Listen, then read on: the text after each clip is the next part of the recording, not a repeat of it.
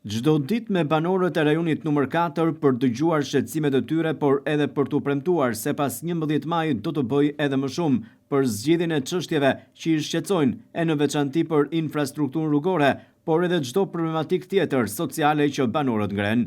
Kandidatja e Partisë Socialiste për deputete në qarkun e Vlorës, pjesë e listës së hapur, Evisa Lushi, vijon takimet me banorët e rajonit numër 4 në qytet. Takimet e rastësishme në rrugët e këtij rajoni, por edhe der më der për të dëgjuar shqetësimet dhe hallet që banorët kanë, por edhe për t'u premtuar atyre se pas 11 majit vëmendja maksimale e qeverisë, por edhe kandidates Salushi, nëse do të jetë pjesë e parlamentit shqiptar, do të jetë maksimale.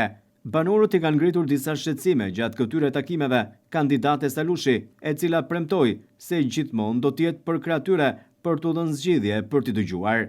Po ashtu, kandidatja e Partisë Socialiste për deputete në qarkun e Vlorës, Evisa Lushi, ka takuar edhe socialistët e rajonit numër 4. Në një takim që ka zhvilluar me ta, është diskutuar për organizimin e fushatës zgjedhore, ndërsa kandidati Lushi thotë se Partia Socialiste është gati për fitoren e radhës më 11 maj.